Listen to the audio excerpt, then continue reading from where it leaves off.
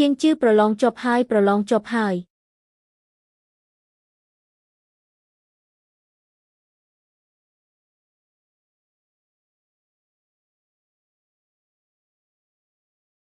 ពូជូនេះរបស់ខ្ញុំមែនទេមិនមែនជារបស់ឯងតើជារបស់អ្នកណាទៅសាកលវិទ្យាល័យជីងជូវលីវឈៀងសាកលវិទ្យាល័យជីងជូវខ្ញុំធ្វើជាអ្នកផ្ញើសម្បត្តិអស់20ឆ្នាំមកហើយទើបតែឃើញស្រោមសម្បត្តិបែបនេះជាលើកដំបូងអានទៅអានមើលអ្នកអានទៅសាកលវិទ្យាល័យជីងជូវជូនដំណឹងដល់លីវឈៀង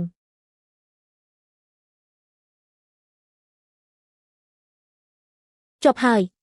ខ្ញុំថាហើយថាឥឡូវឯងប្រកាសជាជាប់ក្មេងនេះជាទេវតាវិជាចុះមកចាប់ជាតិពិតមែនឯងនៅមិនជឿទៀត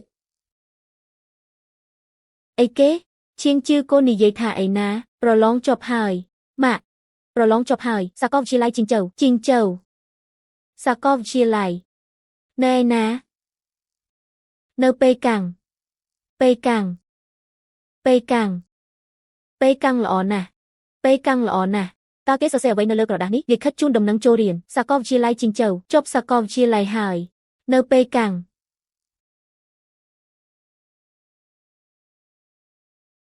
ត្រាពណ៌ក្រហមនេះគឺពិតប្រាកដមែនទូទាំងស្រុកមានតែមួយច្បាប់នេះទេមានតែផ្ទះអ្នកឯងទេគឺលីវឈៀង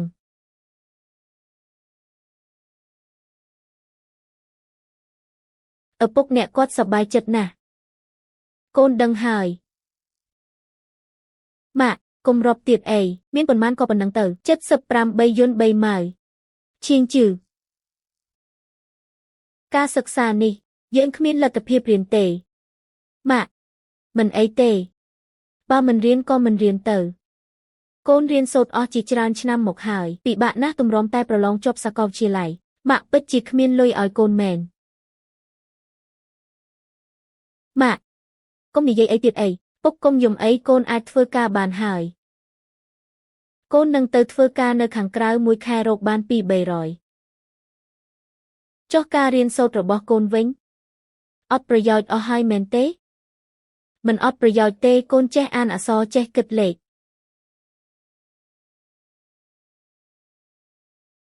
កូននិយាយអ្វីខ្លះមកកូនរៀនពូកែពុកមានមុខមាត់ណាស់ប៉ុន្តែពុកគ្មានសមត្ថភាព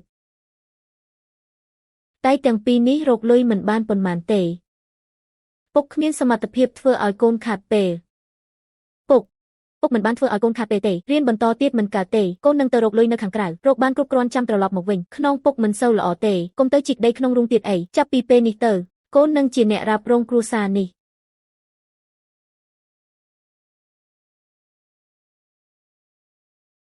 កូនចង់ទៅមែនទេបាទស្អែកកូននឹងទៅហើយពុកគ្មានសមត្ថភាពឲ្យកូនរៀនបន្តទេប៉ុន្តែបើកូនទៅបែបនេះតើទៅឯណាពុកកូននឹងដើរផ្លូវរបស់កូនដោយខ្លួនឯងពុកគ្រាន់តែនៅផ្ទះថែសុខភាពខ្នងឲ្យល្អទៅបានហើយលុយនេះពុកយកទៅពុកទុកទៅកូនរកការធ្វើបានទេយកទៅឆ្ងាយត្រូវមានលុយជាប់ខ្លួនតាមផ្លូវហូបចុកឲ្យបានល្អពុក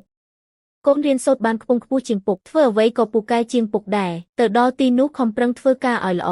កុំបារម្ភពីផ្ទះថ្ងៃដែលកូនទៅពុកមិនទៅជូនកូនទេហេតុអ្វីជើងពុកមិនសូវល្អដើរទៅមិនដល់មាត់ភូមិទេកូនទៅថ្ងៃស្អែកមែនទេបាទទៅថ្ងៃស្អែកម៉ាក់ស្ងោររពងមាន់10គ្រាប់ឲ្យកូនទុកហូបតាមផ្លូវ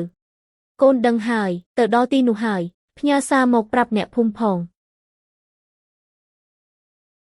ម៉ាក់កូនទៅហើយនេះពងមាន់10គ្រាប់យកទៅហូបតាមផ្លូវ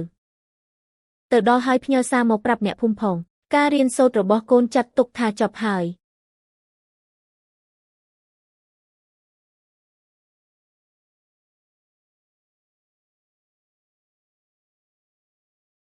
ប៉ាម៉ាក់ចាប់ពីពេលនេះទៅទុកឲ្យកូនជាអ្នកមើលថែគ្រួសារនេះវិញប្រាក់ខែនេះរបស់កូន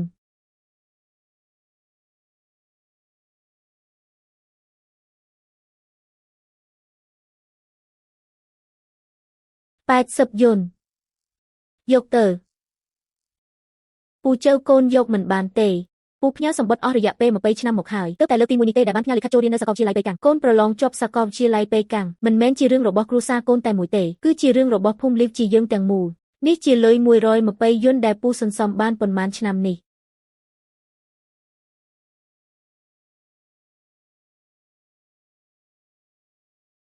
ខ្ញុំធ្វើមឈូសពេញមួយជីវិតគ្មានសមត្ថភាពនឹងនិយាយរឿងអនាគតអ្វីទេប៉ុន្តែលុយនេះគឺសម្រាប់សិស្សមហាវិទ្យាល័យដំបូងគេក្នុងភូមិយើងគេថាទុកសម្រាប់ឲ្យចៅប្រុសរៀបការរឿងរៀបការពេលណាក៏រៀបបានដែរតែរឿងរៀនសូត្រមិនអាចខកខានបានទេជាងជឿកូនជួយទៅមើលជំនួសពុកផងថាពិភពលោកខាងក្រៅវាមានសភាពបែបណាទាំងអស់នេះហើយ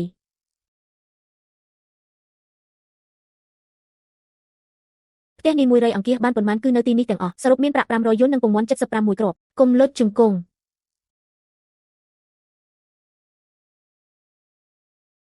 កូនមានអនាគតល្អហើយនោះគឺស្មើនឹងការក្រាបសំពះអ្នកភូមិទាំងអស់ហើយឈរឲ្យត្រង់ខ្ញុំលាវឈៀងនឹងត្រឡប់មកវិញ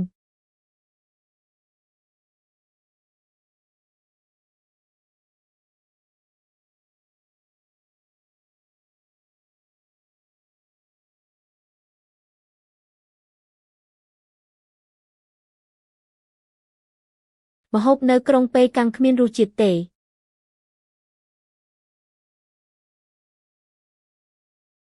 ញ៉ាំអានេះទៅទឹកឆ្ងាញ់បាយម៉ាក់កូនស្ងល់ឲ្យយកទៅញ៉ាំតាមផ្លូវពុកម៉ាក់នៅផ្ទះថែរក្សាសុខភាពផងជាងជឿកូនទៅឆ្ងាយត្រូវចេះប្រយ័ត្នប្រយែងខ្លួនកុំឲ្យគេបោកបញ្ឆោតបានធ្វើដំណើរដោយសុវត្ថិភាពណាបើហូបមិនឆ្អែតសរសេរសម្បត្តិមកប្រាប់មីងឡើងឡានទៅត្រូវដណ្ដើមមុខមាត់ឲ្យភូមិលីជាជនពួកយើងអ្នកទាំងអស់គ្នាកុំបារម្ភអីអ្នកទាំងអស់គ្នានៅផ្ទះថែរក្សាសុខភាពផងធ្វើដំណើរដោយសុវត្ថិភាពខំប្រឹងរៀនសូត្រទៅសុទ្ធមន់75មួយគ្រាប់លុយ500បំណាច់គុណនេះធ្ងន់ជាងជីវិតទៅទៀតខ្ញុំលាឈៀងនឹងត្រឡប់មកវិញ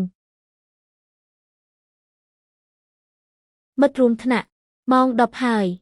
ភ្លាមនេះហើយលោកគ្រូថេនអត្ថបទនេះនៅសល់2ទំព័រទៀតលោកគ្រូនិយាយបែបនេះរាល់ដង2ទំព័រ3ទំព័រចុះសរុបទៅ2ទំព័រឬ3ទំព័រ5ទំព័រម៉ោង 9:56 នាទីហើយលើកមុនឃើញដល់ម៉ោង 10 កន្លះនៅមិនទាន់ទៅទៀតលោកគ្រូថេនថ្ងៃនេះពិតជាយប់ជ្រៅមែនមើលចប់ខ្ញុំទៅភ្លាមបើខ្ញុំកុហកអ្នកខ្ញុំជាកូនចៅអ្នកធ្លាប់និយាយដាក់មុខខ្ញុំប៉ុន្មានដងហើយស្ទើរតែធុញនឹងពាក្យថាជាកូនចៅទៅហើយមែនទេកម្ដៅនឹងឈប់ដំណើរការនៅម៉ោង 11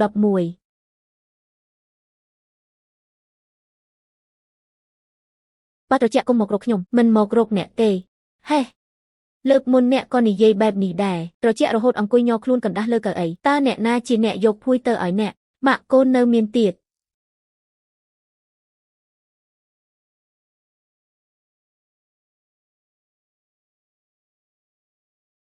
ម៉ាក់ជាមួយប៉ាញ៉ាំអីឲ្យឆ្ងាញ់ទៅកុំស្ដាយលុយពេកម៉ាក់បានលុយហើយក៏ចាយទៅបានហើយក៏ចាយទៅកុំសន្សំពេកម៉ាក់ជាមួយប៉ាញ៉ាំអីឲ្យឆ្ងាញ់ទៅកុំញ៉ាំតែបន្លែជ្រក់ជាមួយនំប៉័ងរាល់ថ្ងៃម៉ាក់ញ៉ាំឆ្ងាញ់តើញ៉ាំសាច់រាល់ពេល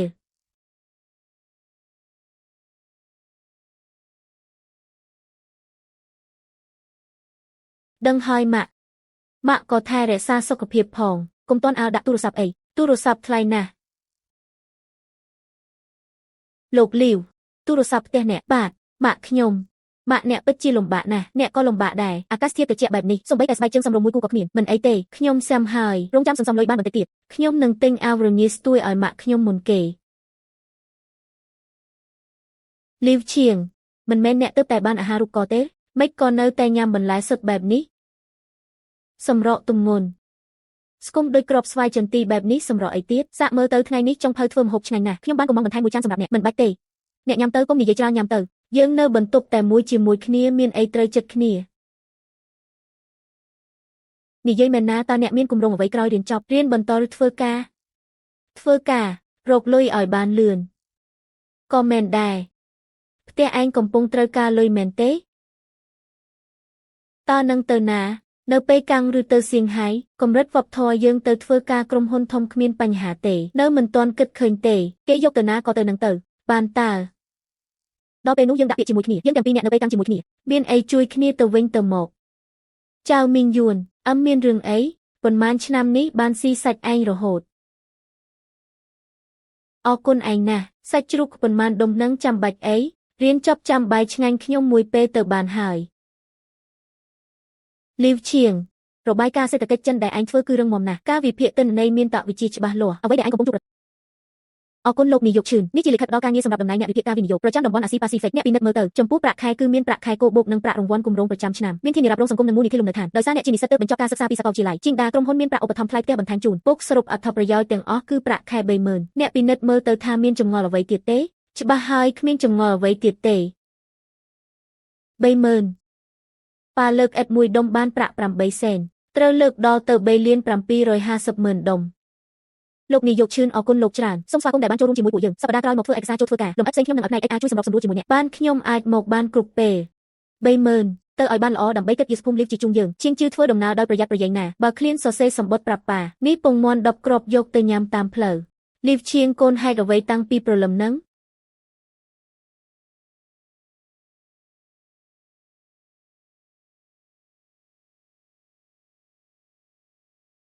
អត់មានអ្វីទេក្រដាស់ចោលអ្នកឈួតហើយអ្នកហែកសម្បត្តិយល់ព្រមទទួលការងារចោលហើយមានរឿងអីហែកសម្បត្តិអ្វីអាមួយដែលប្រាក់ខែ30000នឹងគាត់ហែកចោលហើយហេតុអ្វីខ្ញុំចង់ត្រឡប់ទៅផ្ទះវិញភូមិដាច់ស្រយាលនោះខំគត់គង់ឲ្យអ្នករៀនសូត្រឥឡូវអ្នកត្រឡប់ទៅវិញធ្វើអ្វីកើតមួយឆ្នាំរកបាន30000ទេ4ឆ្នាំនេះអរគុណបងប្អូនដែលជួយមើលថែកុំបង្វែរប្រធានបទអ្នកត្រឡប់ទៅវិញធ្វើអ្វីធ្វើស្រែចម្ការអ្វីក៏បានដែរអ្នកខំកស៊ូយ៉ាងលំបាកអស់4ឆ្នាំដើម្បីតែត្រឡប់ទៅធ្វើស្រែចម្ការវិញនឹងឬក្នុងសៀវភៅនេះកត់ត្រាអ្នកភូមិ38គ្រួសារជាងឈើចាងលក់ឧបករណ៍ធ្វើការអស់ហើយមីងចៅសន្សំលុយព្យាបាលជំងឺទើបប្រមូលបាន$500នេះចុះយ៉ាងម៉េចទៀតនៅទីនេះរកលុយ30000ទៅចុះបើថ្ងៃក្រោយយើងផ្ញើលុយទៅឲ្យពួកគេឲ្យបានច្រើនជាងនេះទៅមិនបានទេគ្រាន់តែផ្ញើលុយសងគុណគេមិនអស់ទេឬក៏របស់ខ្ញុំគឺនៅទីនោះខ្ញុំត្រូវតែត្រឡប់ទៅវិញនោះគឺជាផ្ទះរបស់ខ្ញុំចំពោះកិច្ចសន្យាដែលមានប្រាក់ខែ30000នោះខ្ញុំបានបោះបង់វានៅទីក្រុងប៉េកាំងព្រោះខ្ញុំដឹងថាបើគ្មានភូមិលីជាឈួងតែបានប្រមូលលុយ500នោះឲ្យខ្ញុំទេក៏គ្មានខ្ញុំនៅថ្ងៃនេះដែរក្មេងប្រុសម្នាក់នោះ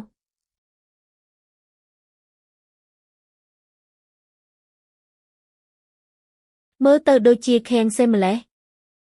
លោកពូថៃកងខ្ញុំត្រឡប់មកវិញហើយខាំងសេមែនតើរៀនចប់មហាវិទ្យាល័យហើយមែនទេចុះហេតុអ្វីបានជាយូររបស់ច្រើនម្លេះតាក់ចុះសិនទៅសម្រាប់បន្តិចសិនខាំងសេលោកពូយ៉ាវឯងមែនតើអាក្មេងនេះមិនក៏ត្រឡប់មកវិញមិនប្រាប់មួយម៉ាត់សោះស្គមដល់ថ្នាក់នេះតាមផ្លូវប្រកាសជាលំបាកខ្លាំងហើយមែនទេប្រញាប់ត្រឡប់ទៅផ្ទះទៅចាំពូទៅប្រាប់ម៉ែឯងសិនម៉ែឯងទន្ទឹងរង់ចាំឯងគ្រប់ពេលឈៀងជឿរៀនចប់ហើយមែនទេសៀវភៅធ្ងន់ទេឲ្យពូជួយយូរទៅពូចាំមិនធ្ងន់ទេពូក្មួយយកខ្លួនឯងបានអបព្រះឲ្យកូននិស្សិតត្រឡប់មកវិញហើយប្រញាប់ទៅផ្ទះទៅម៉ែឯងទន្ទឹងរង់ចាំឯងរាល់ថ្ងៃមីងចៅក្មួយនឹងទៅផ្ទះឥឡូវនេះហើយឈៀងជឿម៉ែកូនត្រឡប់មកវិញហើយកូនឲ្យម៉េចក៏មិនប្រាប់ម៉ែមុនមួយម៉ាត់ដើម្បីឲ្យម៉ែទៅចាំទទួលនៅមាត់ភូមិម៉េចក៏ស្គមខ្លាំងម្លេះកូនកូនមិនស្គមទេកូនរឹងមាំល្អទេម៉ែទៅចាប់មាន់ស្ងោរឲ្យកូនហូបម៉ែកុំតន់ទៅណាអីឈរនៅទីនេះជាមួយកូនសិនមកខ្ញុំមិនទៅណាទេខ្ញុំរៀនចប់ហើយរកការធ្វើបាននៅឯក្នុងក្រុងរកបានហើយចុះហេតុអីបានជាត្រឡប់មកវិញពុកទោះបីនៅខាងក្រៅល្អយ៉ាងណាក៏មិនមែនជាផ្ទះដែរកូនធំហើយចេះគិតគូរដោយខ្លួនឯងហើយប៉ុន្មានថ្ងៃនេះខ្ញុំទៅរត់ការនៅឯស្រុកអស់3ថ្ងៃទើបដឹងពីរបៀបធ្វើគឺចិញ្ចឹមជ្រូកស៊ីទៅចិញ្ចឹមជ្រូកឈ្មោលចាប់ដើម6ខែបានផលជ្រូកមួយក្បាលចំណេញសុទ្ធពី80ទៅ100យន្តស៊ីទៅជ្រូកឈ្មោលចុះត្រូវប្រើដើមទុនប៉ុន្មានចាប់ដើមដំបូង30 000 120 140 150 170 180 90 90 90 90 90 90 90 90 90 90 90 90ចាប់ផ្ដើមដំបូង30000អាឡអិតឯងគិតទុកមុនអស់ហើយមែនទេនេះមិនមែនគ្រាន់តែឈរអានឹងទេនៅមានជំនាញទី2ទៀតជ្រូកដែលចិញ្ចឹមបានមិនអាចលក់តែជ្រូកទាំងមូលនោះទេត្រូវសម្រាប់ខ្លួនឯងហើយលក់ខ្លួនឯងអត្ថន័យរបស់ឯងគឺមិនលក់ឲ្យអ្នកជួញដូរជ្រូកមែនទេសម្រាប់ជ្រូកមួយក្បាលដោយខ្លួនឯងចំណេញជាងលក់ជ្រូកទាំងមូលដល់ទៅ3ចំណែកខ្ញុំបានទៅរកការនៅសហគមន៍គុកគង់នឹងទីតាំងរបស់ពួកគេកំពុងខ្វះសាច់ល្អឈៀងជឿប្រាប់ការពិតខ្ញុំមករឿងនេះឯងមានទំនុកចិត្តប៉ុន្មានភាគរយ7% 3%ដែលនៅសល់គឺពឹងលើការធ្វើយប់ស្អែកហើយអ្នកទាំងអស់គ្នាទៅប្រជុំនៅគណៈកម្មាធិការភូមិឯងនិយាយឲ្យអ្នកភូមិទាំងអស់ស្ដាប់ជួយពិភាក្សាជាមួយអ្នកភូមិទាំងអស់គ្នាផង អាល្អិតអើយភូមិលីវជាជួងយើងលើកនេះពិតជាមានសង្ឃឹមហើយជឿខ្ញុំចុះពូជូខ្ញុំនឹងមិនធ្វើឲ្យអ្នកទាំងអស់គ្នាខកបំណងឡើយយប់ស្អែកត្រូវបញ្ចុះបញ្ចូលអ្នកភូមិទាំងអស់តើនឹងមានអ្នកជឿដែរឬទេហើយអ្នកទាំងអស់គ្នាឲ្យមកជួបជុំគ្នានៅពេលយប់បែបនេះគឺចង់ពិភាក្សាពីរឿងធំមួយភូមិយើងមិនអាចបន្តធ្វើស្រែចម្ការតែមួយមុខទៀតទេខ្ញុំចង់សាងសង់កសិដ្ឋានចិញ្ចឹមជ្រូកចាប់ផ្ដើមពីជ្រូកមេមួយក្បាលតាមតម្លៃសាច់ជ្រូកបច្ចុប្បន្នមួយឆ្នាំអាចលក់បាន2 ដងបន្ទាប់ពីកាត់ថ្លៃដើមទាំងអស់ចេញចុងឆ្នាំនឹងចំណេញសុទ្ធ 15,000 ឈៀងជឿនោះវាជាសត្វមានជីវិតណាបើកើតជំងឺឡើងគឺខាតបង់អស់រលីងហើយតើឯងយកអ្វីមកធានាឲ្យអ្នកភូមិប្រាក់កម្ចីបច្ចេកទេសនិងវាក់សាំងខាងស្រុកសុទ្ធតែមានគោលនយោបាយជួយឧបត្ថម្ភកណេឲ្យមួយនេះខ្ញុំបានគិតគូរអស់2 ខែមកហើយរឿងនេះខ្ញុំបានដឹងច្បាស់អស់ហើយខ្ញុំឈ្មោះឈៀងជឿការងារធ្វើត្រង់ជ្រូកខ្ញុំរ៉ាប់រងទាំងអស់រាប់ខ្ញុំម្នាក់ដែរឆ្អឹងចាស់របស់ខ្ញុំនេះនៅអាចជួយរែកពន្ធបានស្អែកនេះខ្ញុំនឹងផ្ញើទូលេខឲ្យមេផ្ទះខ្ញុំឲ្យត្រឡប់មកវិញទៅធ្វើការនៅក្រៅមិនស្មើនឹងត្រឡប់មកធ្វើការជាមួយឈៀងជឿទេខ្ញុំធ្វើលេងរួចហើយប៉ុន្តែលុយចូលហ៊ុននេះខ្ញុំនៅអាចរកបាន$10ឡអញ្ចឹងយើងចាប់ផ្ដើមធ្វើឲ្យធំតែម្ដងទៅគម្រោងត្រូវបានអនុម័តហើយជំហានបន្ទាប់ទៅសហករណ៍ឥណ្ឌាសួស្ដីខ្ញុំចង់ស្នើសុំប្រាក់កម្ចីខ្នាតតូចសម្រាប់ចិញ្ចឹមសត្វដើមទុនសម្រាប់ទិញជ្រូកមេត្រូវប្រើ 30,000 អ្នកមានអ្វីសម្រាប់ដាក់បញ្ចាំដែរឬទេផ្ទះឬក៏ដ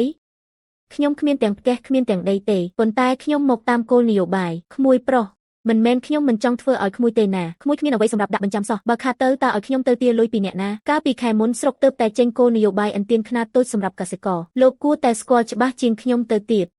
អ្នកក៏ដឹងពីគោលនយោបាយនេះដែរក្រោម 50,000 មិនចាំបាច់មានទ្រព្យបញ្ចាំទេគ្រាន់តែមានការធានារួមពីគណៈកម្មាធិការភូមិនិងការវិតម្លៃគម្រោងគឺបានហើយខ្ញុំបានយកឯកសារមកទាំងអស់ហើយតើអ្នកណាជួយសរសេរឯកសារវិតម្លៃគម្រោងនេះឲ្យអ្នកខ្ញុំសរសេរដោយខ្លួនឯងខ្ញុំជានិស្សិតផ្នែកសេដ្ឋកិច្ចនៅសាកលវិទ្យាល័យប៉េកាំងសាកលវិទ្យាល័យប៉េកាំងនឹងរត់ត្រឡប់មកចិញ្ចឹមជ្រូកវិញភូមិយើងក្រីក្រការចិញ្ចឹមជ្រូកចំណាយពេលខ្លីឲ្យអ្នកភូមិមានអាហារហូបចុកគ្រប់គ្រាន់សិនបំពេញទម្រង់បែបបទនេះទៅតែឯកសារទុកនៅទីនេះចុះរសៀលនេះខ្ញុំនឹងដាក់ពាក្យឲ្យអ្នករឿងអនុម័តបានឬមិនបានមិនមែនជាសិទ្ធិសម្រេចរបស់ខ្ញុំទេបំពេញទម្រង់បែបបទរួចហើយតើប្រាក់កម្ចីនេះអាចទម្លាក់មកបានដែរឬទេវាជាចំណុចរស់រាននៃគម្រោងទាំងមូលបងប្អូនទាំងអស់គ្នាអ្នកប្រុសឡើងភ្នំទៅកាប់ឈើអ្នកស្រីនៅទីនេះធ្វើអត់ដីជីកតាមខ្សែបន្ទាត់ពណ៌នៅលើដីនេះចាប់ផ្ដើមជីកជ្រើសរើសកន្លែងដែលត្រង់កាប់ទៅចុះពុកបើពុកមានរបួសចាស់ទុកឲ្យកូនធ្វើចុះពុកទៅមើលកូនចៅទៅការងារធ្ងន់ដូចជាការរៀបជញ្ជាំងនេះប្រគល់ឲ្យកូនចុះពុកដឹកនាំអ្នកទាំងអស់គ្នាធ្វើរឿងធំដុំកាលពីមុនរៀបជញ្ជាំងឲ្យក្រុមការងារអង្គុយយាមមួយថ្ងៃពេញក៏មិនអីដែរជំនាញរបស់ពូលីវគឺពិតជាអស្ចារ្យមែនជញ្ជាំងដែលរៀបឲ្យទីស្នាក់ការក្រុមការងារកាលពីមុន20 ឆ្នាំហើយសូម្បីតែស្នាមប្រេះក៏គ្មានដែរពុកទ្រង់ជ្រូកសង់រួចហើយរៀបជញ្ជាំងរួចរាល់ហើយជ្រូកអាចចូលទ្រង់បានហើយផ្លូវដែលពុកត្រូវដើរទៅមុខទៀតត្រូវដើរដោយប្រយ័ត្នប្រយែងទ្រង់ជ្រូកសង់រួចហើយ6 ខែខាងមុខនេះមិនអាចខុសសំបីតែមួយជំហានលោកម្ចាស់កូនជ្រូកទាំងនេះរឹងមាំខ្លាំងណាស់សុខភាពល្អហើយធន់នឹងជំងឺទៀតខ្ញុំលក់ឲ្យអ្នកក្នុងតម្លៃពិសេសចុះមួយក្បាល$90 $150 $150 $150 $150 $150ចុះពួកនេះមិនក៏ស្ងាត់ជ្រុំម្លេះ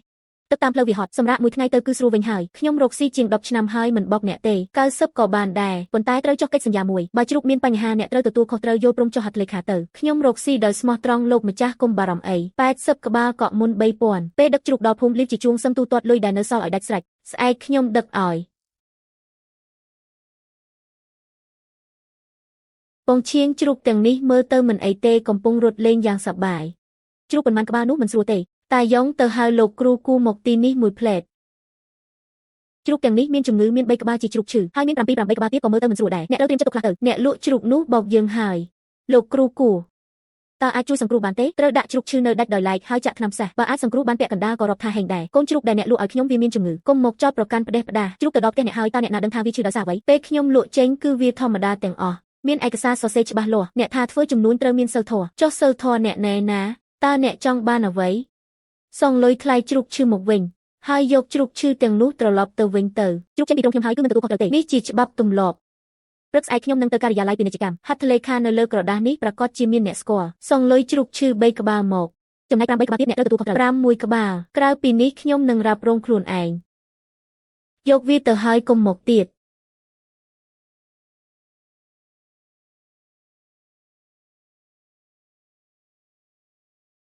កូនជ្រូកខាតអស់មួយបាច់តែនៅសល់ជាង70ក្បាលទៀតនៅអាចងើបមុខរួច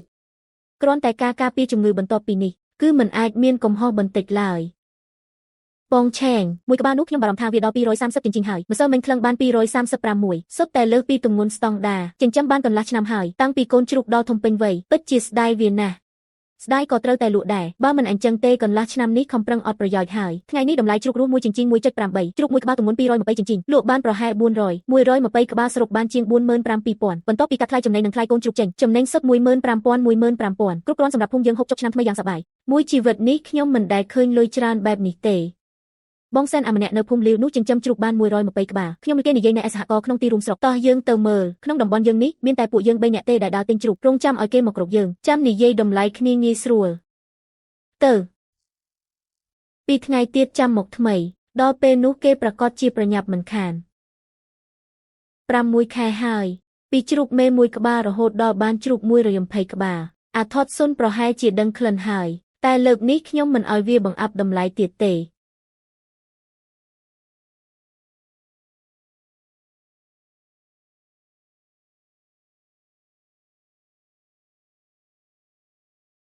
កន្លែងដាច់ស្រយាលផ្លូវក៏មិនទាន់ធ្វើតែចិញ្ចឹមជ្រូកល្អបានយ៉ាងម៉េចផ្លូវមិនល្អទើបងាយនិយាយតម្លៃតោះលោកសុនមើលចុះ120ក្បាលរយៈពេល6ខែសុទ្ធតែជ្រូកធំធាត់ល្អតម្លៃទាបជាងទីផ្សារ2ភាគ10តម្លៃដែលកន្លែងប្រម៉ូទិញដាក់លក់ខ្ញុំទើបតែសួរកាលពី1ម៉ោងមុននេះទេតម្លៃដែលលោកឲ្យនេះសូម្បីតែថ្លៃចំណីក៏មិនគ្រប់ផងនោះវាជាតម្លៃរបស់កន្លែងប្រម៉ូទិញទេអ្នកចិញ្ចឹមជ្រូកនៅតាមភូមិដូចលោកតើមានអ្នកណាឲ្យតម្លៃនោះទៅដល់ដៃលោកគឺបានត្រឹមប៉ុណ្ណឹងមើលទៅក៏សមរម្យដែរសាច់សុទ្ធមិនសូវមានទេពូជ្រូកលោកមិនល្អហើយចំណីក៏មិនសូវមានគុណភាពដែរក្នុងតំបន់នេះមានតែពួកយើងប៉ុន្មានអ្នកទេដែលដើរទិញជ្រូកបើលោកមិនលក់ឲ្យពួកយើងតើលោកនឹងលក់ឲ្យអ្នកណាទាំង3ផ្ទះនឹងសុទ្ធតែឲ្យថ្លៃនឹងសុទ្ធតែថ្លៃនឹងទាំងអស់ចិញ្ចឹមជ្រូកកាន់តែយូរកាន់តែខាតបើជ្រូកស្រកគីឡូទៀតកាន់តែថោកអីចឹងថ្ងៃនេះមិនលក់ទេអញ្ជើញត្រឡប់ទៅវិញចុះគិតគូររួចរាល់ចាំតាក់ទងមកខ្ញុំវិញនៅតែថ្លៃដែរនឹងគិតរួចហើយមិនលក់ទេដល់ពេលចង់លក់ក៏នៅតែថ្លៃនឹងដដែលធៀងសេបើមិនលក់ទៅប្រសើរជាងទុកឲ្យវានៅក្នុងទ្រុងលើកនេះចាត់ទុកថាខាត់ចុះលើកក្រោយគេនៅតែបង្អាប់ថ្លៃទៀតយើងនឹងត្រូវគេជិះជាន់បែបនេះរហូតជ្រូក120ក្បាលមិនលក់ឲ្យឈ្មួញកណ្ដាលទេអីចឹងយើងដឹកទៅលក់ខ្លួនឯងសហករណ៍ផ្គត់ផ្គង់រោងបាយរ៉ែឈុំថ្មរត់ទៅលក់ម្ដងមួយកន្លែងខ្ញុំមិនជឿថាជ្រូកល្អលក់មិនដាច់ទេ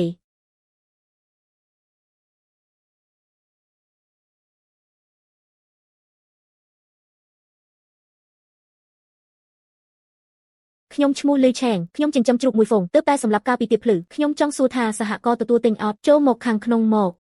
ទើបតែសម្រាប់ថ្មី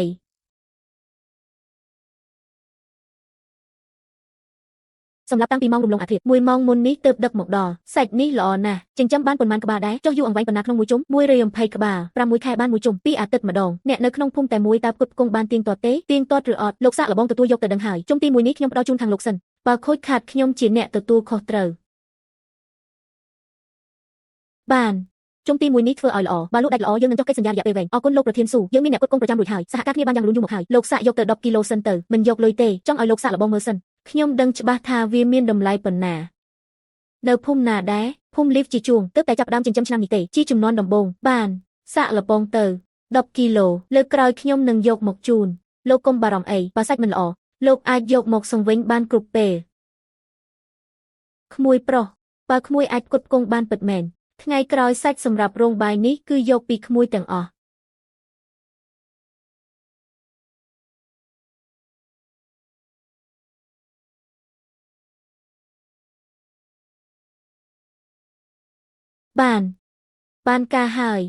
បានការហើយ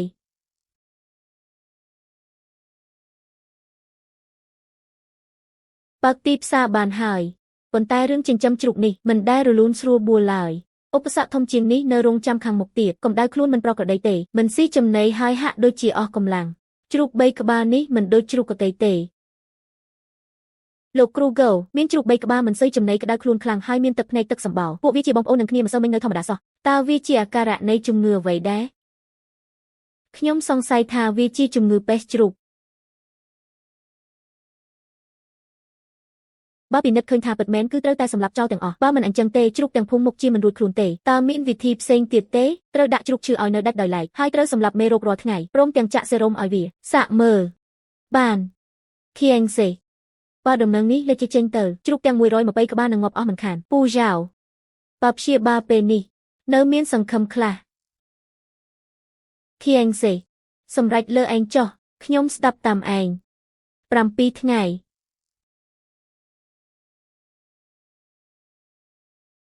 បើឆ្លងផុតគឺរស់បើឆ្លងមិនផុតអ្វីដែលធ្វើកន្លងមកគឺឥតប្រយោជន៍ចាប់ពីពេលនេះទៅកុំបិទទ្វារនេះខៀងសេបាយដាក់នៅមាត់ទ្វារហើយញ៉ាំពេលនៅក្តៅទៅទឹកក៏ដាក់នៅទីនេះដែរពងទាដែលម៉ាក់ឯងស្ងោរឲ្យដឹងហើយពូទាំងពីរទៅសម្រាកចុះធៀងសេឯងសម្រាកទៅខ្ញុំចាំយាមជំនួសឯងមិនបាច់ទេត្រូវវាស់កម្ដៅរៀងរាល់2ម៉ោងម្ដងខ្លាចតែភ្លេចកត់ត្រាទុកនោះអីចុះបាយទឹកអ្នកឯងត្រូវតែញ៉ាំដែរតើម្ដាយអ្នកឯងយកមកឲ្យត្រជាក់អស់ហើយញ៉ាំទៅឲ្យក្ដៅក្មេងម្នាក់នេះអត់ងុយប៉ុន្មានថ្ងៃហើយថ្ងៃទី4ហើយក្រៅពីចេញមកបន្ទោរបងគឺមិនដែលចេញពីបន្ទប់នោះឡើយពូជូពូចាងពួកពូត្រឡប់ទៅវិញទៅខ្ញុំនៅអាចទ្រាំបានឈៀងជឿថែរក្សាសុខភាពផងឈៀងជឿថ្ងៃនេះយ៉ាងម៉េចដែរយប់មិញកម្ដៅខ្លួនមិនឡើងទៀតទេតោះទៅមើលគេទាំងអស់គ្នាឈៀងជឿគេកម្រើកហើយ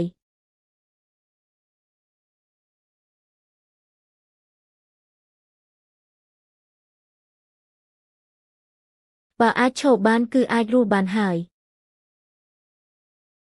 គេឆ្លងផុតគ្រោះថ្នាក់ហើយអាល្អិតឲ្យខ្ញុំថាហើយថាអញធ្វើបានមេជ្រូក18ក្បាលត្រូវបានសង្គ្រោះ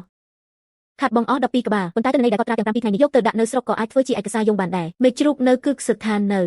ថ្ងៃក្រោយមានរឿងអីមករកខ្ញុំផ្ទាល់មិនបាច់សួរអ្នកអតីតទេឯងខំប្រឹងជាងអ្នកបច្ចេកទេសក្រោមបង្គាប់ខ្ញុំទៅទៀតញ៉ាំយឺទៅបាទនៅសល់ក្នុងឆ្នាំងទៀតក្មេងម្នាក់នេះចេះគិតគូរហើយ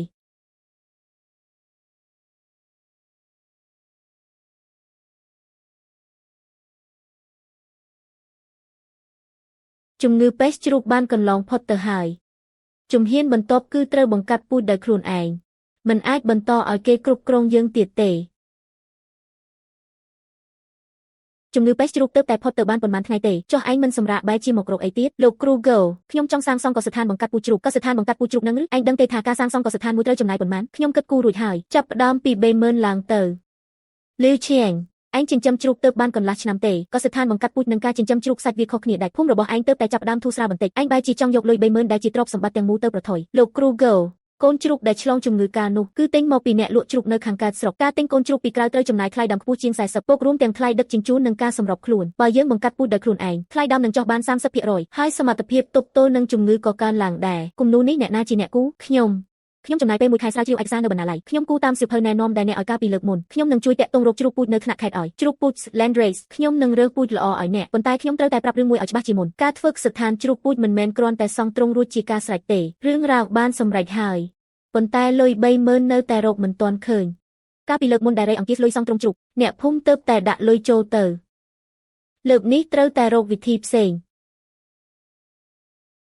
យប់នេះហើយអ្នកភូមិមកគឺដើម្បីពិភាក្សាគ្នាពីរឿងសង់កសិដ្ឋានជ្រូកពូជជ្រូកឈឺទាំងនោះគឺទិញមកពីអ្នកលក់ជ្រូកការទិញកូនជ្រូកពីខាងក្រៅមានហានិភ័យខ្ពស់ណាស់ឈៀងជឺប្រាប់ត្រង់មកថាត្រូវការលុយប៉ុន្មាន30000ឈៀងជឺលុយពីការចិញ្ចឹមជ្រូកលើកមុននៅមិនទាន់បានបែងចែកចំណេញផងឥឡូវត្រូវរកលុយ30000ទៀតអ្នកភូមិធ្វើការឲ្យអ្នកជាងកន្លះឆ្នាំហើយមកដល់ពេលនេះខ្ញុំមិនទាន់ឃើញលុយសំបីតែ1រៀលឥឡូវថែមលុយចូលទៅទៀតមែនហើយចុះបើវាខាតទៀតនោះលុយទាំងអស់នឹងរលាយដូចអំបិលត្រូវទឹកខ្ញុំសុំនិយាយពីម៉ាត់បើគ្មានឈៀងជឺនាំពួកយើងចិញ្ចឹមជ្រូកទេនោះកុំថាឡើយរឿងចែកប្រាក់ចំណេញខ្ញុំជឿជាក់លើឈៀងជឺលុយ1000ដែលខ្ញុំសន្សំពីការផ្ញើលិខិតខ្ញុំនឹងយកមកដាក់ផ្ទះខ្ញុំដាក់1500បើការពីលើកមុនមិនបានឈៀងជឺទេជ្រូកប្រហែលងាប់អស់រលីងបាត់ហើយខ្ញុំជឿគាត់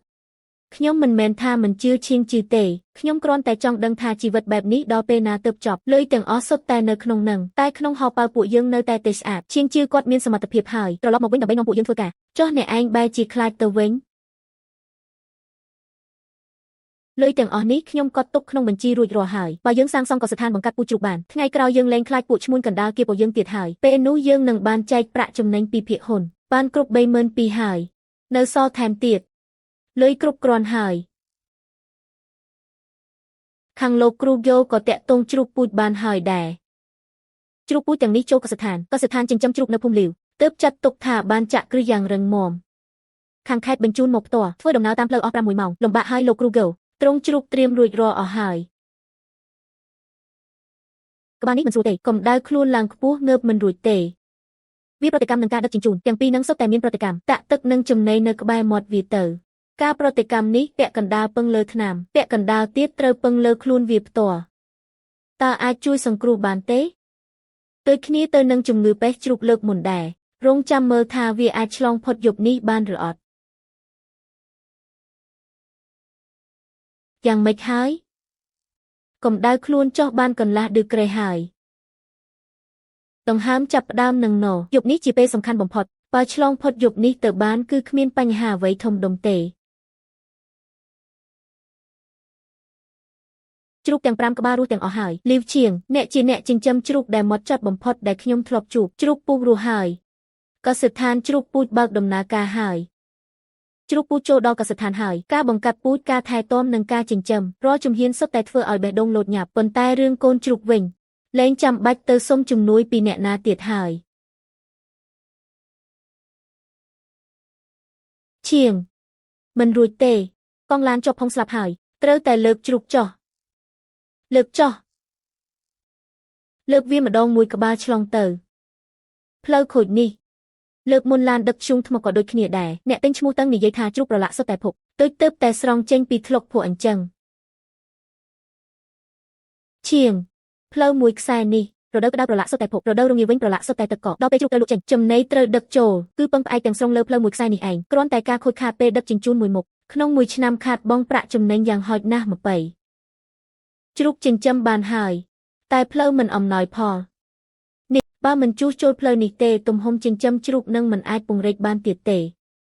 ប៉ុន្តែការជួសជុលផ្លូវគឺជាគម្រោងធំតើរកលុយមកពីណាយប់នេះមានតែរឿងមួយទេគឺជួសជុលផ្លូវទំហំមុខស្ថានចិញ្ចឹមជ្រូកបានកើនឡើងទ្វេដងប៉ុន្តែផ្លូវមិនអំណោយផលវាប៉ះពាល់យ៉ាងខ្លាំងដល់ផលិតកម្មបើចង់រកចំណូលយើងត្រូវតែជួសជុលផ្លូវជាមុនសិនតើត្រូវចំណាយលុយប៉ុន្មានដើម្បីជួសជុលផ្លូវ$20,000ដកចេញពីប្រាក់ចំណេញរបស់កសិដ្ឋានខ្ញុំបានជិះកង់ដឹកសម្បត្តិតាមផ្លូវនេះអស់20ឆ្នាំមកហើយពេលអាកាសធាតុមិនល្អផ្លូវនេះពិបាកដើរណាស់ជាងជឿនិយាយថាចង់ជួសជុលផ្លូវខ្ញុំជាអ្នកគ្រប់គ្រងដំបូងគេកូនប្រុសខ្ញុំដឹកនាំអ្នកភូមិជួសជុលផ្លូវខ្ញុំមិនអាចធ្វើការងារផ្សេងបានទេចុះរឿងដាំទឹកក៏ធ្វើមិនបានដែរឬពូជើបងដឹកសម្បត្តិរួចហើយនៅតែមកទៀតសុខភាពបងនឹងទ្រាំមិនបានទេផ្លូវនេះខ្ញុំជិះវាអស់20ឆ្នាំហើយឥឡូវគេជួសជុលវាតើខ្ញុំអាចមិនមកបានយ៉ាងម៉េច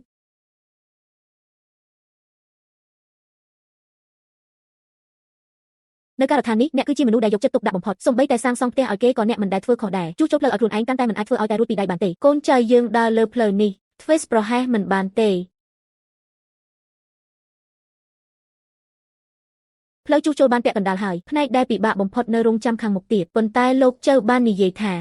គាត់ជិះលើផ្លូវនេះអស់រយៈពេល20ឆ្នាំមកហើយទីបំផុតពេលនេះបានឃើញវាផ្លាស់ប្ដូររូបរាងហើយទាំងកម្រិតរាបស្មើកម្រាស់និងភាពរឹងមាំគឺសុទ្ធតែឆ្លងកាត់ស្តង់ដារផ្លូវក្នុងភូមិអ្នកទាំងឡាយនេះសាងសង់បានរឹងមាំជាងផ្លូវធំទៅទៀតផ្លូវនេះជួសជុលរួចរាល់ពិតមែនហើយថ្ងៃនេះអាចបើកឲ្យធ្វើដំណើរបានហើយ20ឆ្នាំ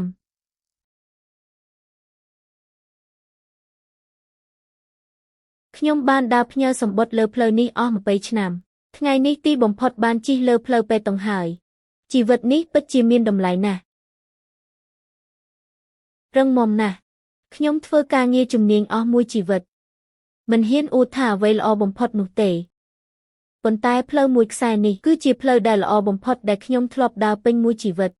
ស្ដាប់ទៅពីរោះណាស់ពីរោះជាងសំឡេងគោះថ្មទៅទៀត4ឆ្នាំមុនខ្ញុំដើរចេញទៅតាមផ្លូវដីនេះ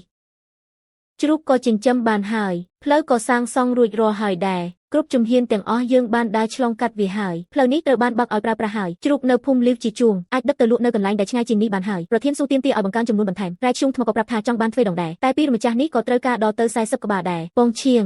ខ្ញុំពិតជាទ្រាំលែងរួចហើយឥឡូវនេះខ្ញុំម្នាក់ឯងធ្វើការស្មើនឹងមនុស្ស3នាក់ការកំងទិញកើនឡើងទ្វេដងប៉ុន្តែមនុស្សធ្វើការនៅតែមានចំនួនប៉ុណ្ណឹងបើបន្តទៅមុខទៀតបែបនេះការកំងទិញនឹងធ្វើមិនទាន់រួចរាល់ទេ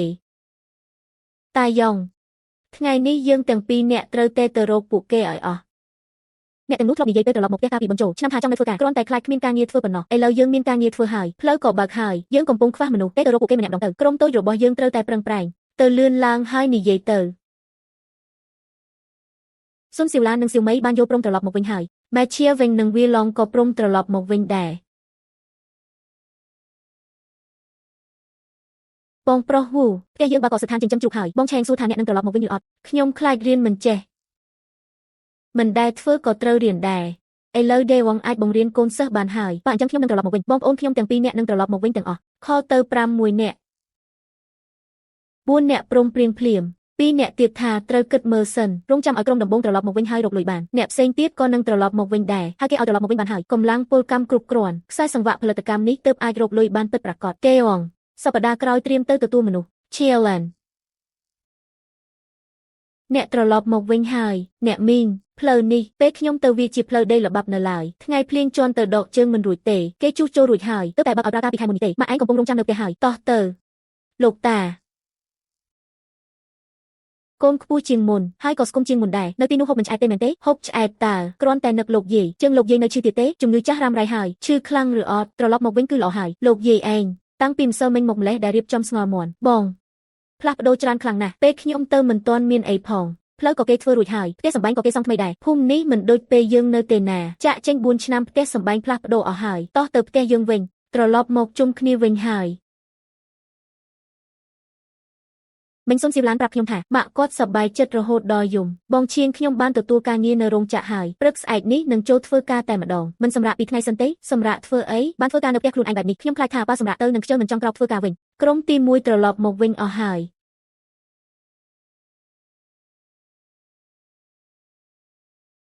យស្អែកនេះគ្រប់គ្នានឹងមកដល់ទាំងអស់ផ្លូវនេះក៏ជួសជុលរួចរាល់ហើយមនុស្សម្នេក៏ត្រឡប់មកវិញហើយខ្សែសង្វាក់ផលិតកម្មនេះទីបំផុតក៏ដំណើរការឡើងវិញដែរបងឈៀងបងប្អូនត្រកូលអ៊ូរៀនធ្វើការលឿនជាងខ្ញុំគិតទៅទៀតម្សិលមិញទៅបង្រៀនថ្ងៃនេះចេះធ្វើដោយខ្លួនឯងបាត់ហើយមនុស្សគ្រប់គ្នាមកជុំគ្នាវាខុសពីមុនមែនពីមុនបងម្នាក់ឯងរ៉ាប់រងការងារដល់ទៅ3នាក់ឥឡូវអាចដកដង្ហើមធូរទ្រូងបានខ្លះហើយដកដង្ហើមធូរអីទៅមនុស្សគ្រប់គ្រាន់ហើយគឺត្រូវតែខំធ្វើការបន្ថែមទៀតវគ្គនេះយើងបន្ថែមសមាមាត្រសណ្ដែករសជាតិកាន់តែឆ្ងាញ់បងឈៀងថ្ងៃនេះខ្ញុំម្នាក់ឯងមើលម៉ាស៊ីនដល់ទៅ2គ្រឿងស្រួលជាងធ្វើការតាមខ្សែក្រវ៉ាត់នៅរោងចក្រអេឡិចត្រូនិកទៅទៀតកាលពីមុនខ្ញុំធ្លាប់ធ្វើការសំណងនៅជឿហើយជញ្ជូនស៊ីម៉ងជឿចង្កេះរហូតនៅមិនរួចទេការងារនេះមិនហត់ទេថែមទាំងអាចត្រឡប់ទៅញ៉ាំបាយនៅផ្ទះរាល់ថ្ងៃទៀតប្រធានថាខែនេះត្រូវបន្ថែមជ្រូកមេ20ក្បាលទៀត20ក្បាលបូករួមនឹងចំនួនដែលមានស្រាប់ទិន្នផលនឹងកើនឡើងទ្វេដងឥឡូវទិន្នផលរបស់ពូយ៉ាវគឺទៅតែគ្រប់គ្រាន់ហើយផ្លូវក៏ជួសជុលរួចរាល់កម្លាំងពលកម្មក៏គ្រប់គ្រាន់ដែរចំណីក៏លាយខ្លួនឯងជ្រូកមេក៏បង្កាត់ខ្លួនឯងគ្រប់ខ្សែសង្វាក់ទាំងអស់គឺស្ថិតនៅក្នុងដៃយើងផ្ទាល់ស្ថិតនៅក្នុងដៃខ្លួនឯងទើបមិនត្រូវគេគៀបសង្កត់កម្លាំងពលកម្មគ្រប់គ្រាន់ហើយទិន្នផលក៏មានស្ថិរភាពដែរកសិដ្ឋានចិញ្ចឹមជ្រូកកសិដ្ឋានបង្កាត់ពូជជ្រូករោងចក្រផលិតចំណីក៏ដំណើរការបានល្អដល់ពេលត្រូវគិតគូររាប់ក្បាលបញ្ជីសរុបហើ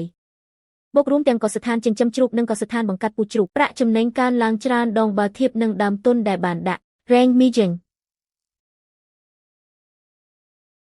ធ្វើក្តាររំឈូអស់មួយជីវិតទើបតែលើកនេះទេដែលរកលុយពីមនុស្សរស់បានច្រើនជាងមនុស្សស្លាប់តាលុយពីមុនបន្តិចបន្តួចនោះឥឡូវកើនឡើងដូចដើមឈើធំហើយចែកគ្នាអស់ទៅដើម្បីបើកឆ្នាំថ្មីឲ្យបានល្អចែកចំណែកធំហើយទុកខ្លះឆ្នាំក្រោយត្រូវពង្រីកទៀតនៅពង្រីកទៀតរកបានច្រើនម្លេះហើយមិនអាចឲ្យអ្នកទាំងអស់គ្នាសម្រាកខ្លះទេភូមិចិត្តខាងគេចាប់ដើមរៀនចិញ្ចឹមជ្រូកតាមយើងហើយបើសម្រាកមួយឆ្នាំទីផ្សារនឹងត្រូវគេដណ្ដើមយកអស់លុយដែលទុកកាលពីឆ្នាំមុនឆ្នាំនេះកើនឡើងប៉ុន្មានដងហើយឆ្នាំនេះបើទុកទៀតវានឹងកើនឡើងប៉ុន្មានដងទៀតខ្ញុំជឿជាក់លើឈៀងជឺខ្ញុំដើរលើផ្លូវនេះផ្ញើលិខិតអស់20ឆ្នាំហើយអ្វីដែលនៅក្នុងស្រោមសម្បត្តិថ្ងៃនេះវាច្រើនជាងប្រាក់ខែខ្ញុំពេញមួយជីវិតបូកបញ្ចូលគ្នាទៅទៀតពូជើកំពុងគិតអ្វីហ្នឹងអត់មានអ្វីទេគ្រាន់តែគិតថាផ្លូវនេះធ្វើរួចរាល់ហើយក៏ចង់ឃើញកន្លែងដែលឆ្ងាយជាងនេះទៀតពូនិយាយរាប់សិបដងហើយលិខិតចូលរៀននៅសាកលវិទ្យាល័យពេកាំងមួយនោះខ្ញុំផ្ញើវាអស់រយៈពេល20ឆ្នាំមកហើយមានតែលិខិតមួយច្បាប់នោះទេដែលខ្ញុំមិនអាចបំភ្លេចបានពេញមួយជីវិតឈៀងជឺថ្ងៃដែលក្មួយចេញដំណើរមានភ្លៀងធ្លាក់ខ្លាំងពូបានដួលនៅលើផ្លូវដីនោះមួយដងពូថ្ងៃនេះពូកើតអីហ្នឹងគ្មានអ្វីទេគ្រាន់តែផ្លូវធ្វើរួចរាល់ហើយស្រាប់តែចង់ឃើញកន្លែងដែលឆ្ងាយជាងនេះផ្លូវនេះខ្ញុំផ្ញើលិខិតអស់20ឆ្នាំឥឡូវផ្លូវរៀបស្មើអស់ហើយតែខ្ញុំបែរជាចេះតែនឹកឃើញថ្ងៃដែលផ្លូវមានភក់ទៅវិញឈៀងជឺពូមានបំណងប្រាថ្នាមួយ ពូចង់ទៅមើលសាកលវិទ្យាល័យប៉េកាំងចង់ឃើញថា9តួនោះមានរូបរាងយ៉ាងណាថ្ងៃនេះចង់ទៅមើលលឺស្គររបស់វាខ្ញុំនឹងជូនពូទៅ4ឆ្នាំមុនរូបភាពនេះបានបញ្ជូនខ្ញុំចេញពីភ្នំគឺពូជូជាអ្នកផ្ញើឲ្យ4ឆ្នាំក្រោយមកតវេនខ្ញុំនាំគាត់ទៅម្ដងខៀងសេ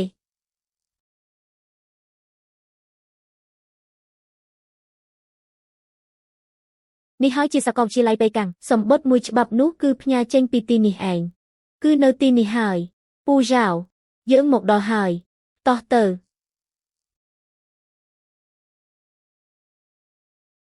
នៅមានកន្លែងណាដែលចង់ទៅទៀតទេអត់ទេ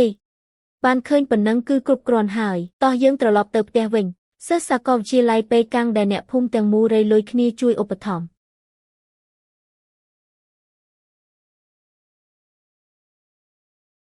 ត្រឡប់មកវិញហើយ